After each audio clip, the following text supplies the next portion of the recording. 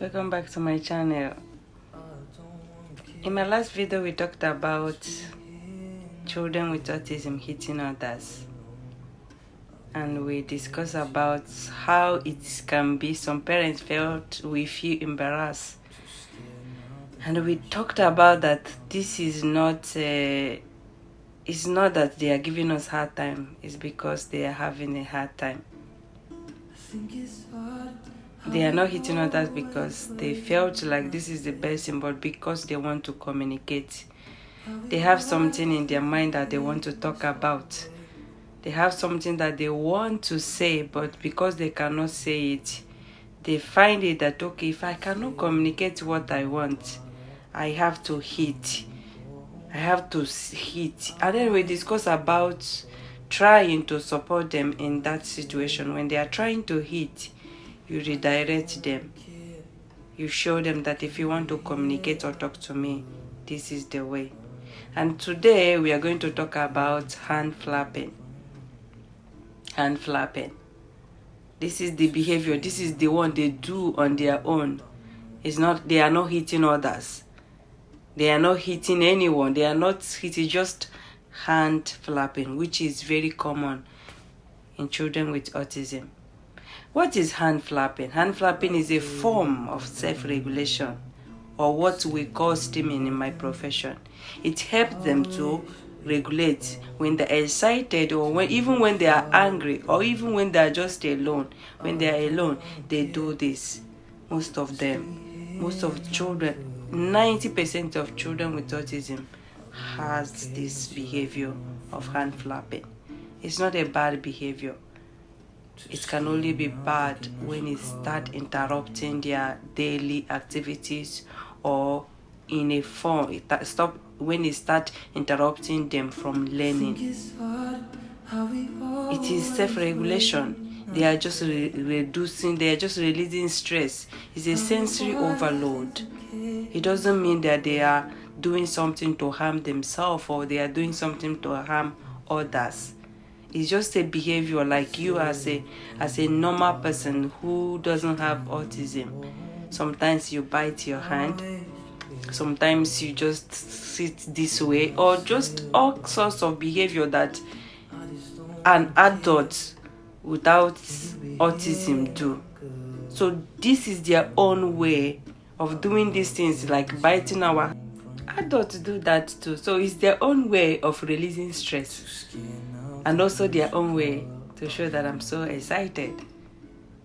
I have a child who, whenever it's time to go home, once you say, go get your bag, it's time to go, he will stood up from his seat, and then he will do this with excitement that it's time for me to go home.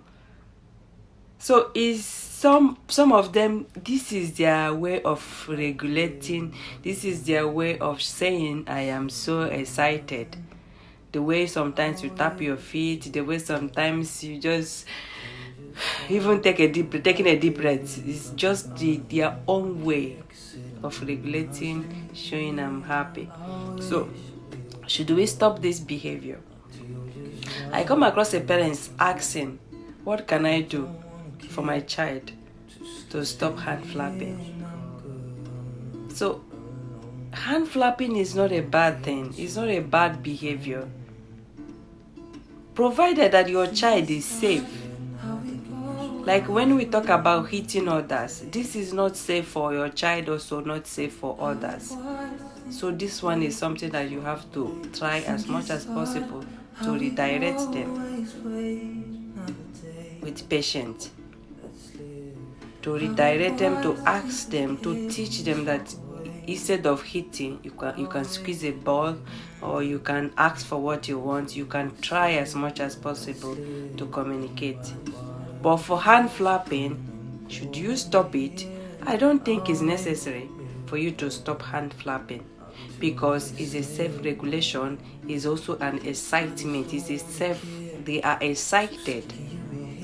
It's not affecting them in any way. They are just being so excited. Assuming that as a person, just as you as a parent or a caregiver or a therapist, when you are so happy, maybe there is one kind of behavior you do when you are so happy, and then you if people should try to stop you when you are maybe you laugh, and then somebody will try to stop you when you are happy, when you are laughing. Does it make any sense? No, it doesn't. So for them, they are happy. For them, some of them are regulating. Some of them do this, and then they feel they are present. They feel themselves. So you cannot stop this behavior. Most of is automatic. Some of them is automatic behavior. It's not something that you can say, okay, I want to stop. You can only work on stopping it once you start interfering in their daily activities, interfering in their learning. It's a self-regulation is also for them. Is them showing that I'm excited. So you don't need to stop it. You don't need to feel embarrassed, because some parents complain that they are embarrassed that their child is doing this. It's just like you laughing, and then someone will tell you that I'm embarrassed because you're laughing. It doesn't make sense, right? Yeah, it doesn't. So when your child do this behavior, you have to know which behavior is affecting your child, which behavior is unsafe for them, which behavior is too intense for them. So once the behavior is not affecting their learning, is not too intense, is not affecting others, of affecting the child, so there is no reason for you to fight to stop it. If stopping it is possible, it's okay, but it's not like it has to be something that will frustrate you, or something that you have to put your power, or say look for a way to stop. Especially hand flapping is not something that is bad. It's just a self-regulation. It's just a hormone. They are just showing I'm so excited.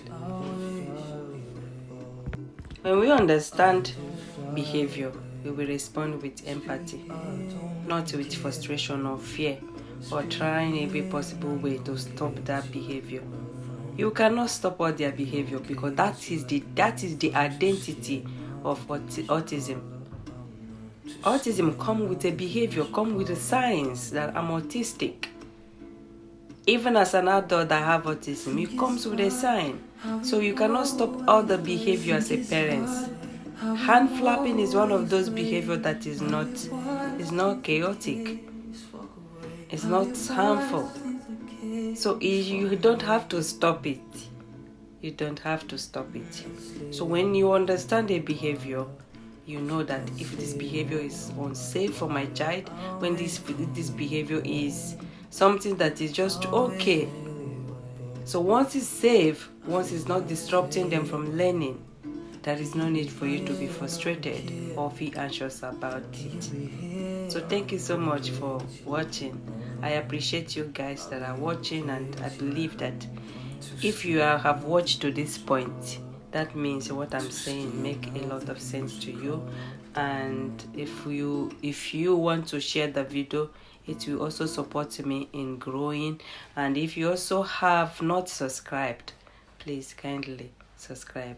Thank you so much. See you in my next video, where we continue to talk about the emotional regulation, the way we can support these amazing kids. They are not mad, they are not crazy, they are not mentally ill. They just come to the earth in their own way, and it's now left for us to support them. So in my next video, we will talk about basically I have seen a lot of parents that reach out to me in a way that, oh, you are a therapist? I said yes. I said, do you guys have any way of how to support children when their parents die? I do not know the answer to this question, but I told them that once you have done all you could as a parent, and you are no more to be found, and your child is still on this earth, the universe will take care of your child. So we will continue to talk about parents. Do not worry, do not be anxious, do not overthink things. You have a child who is autistic, and that child, you didn't make that child. He may be the one that carried your child for 9 months, but you didn't meet that child. The universe that brought the child to your womb will take care of that child when you are not there. So thank you so much for watching. Please subscribe.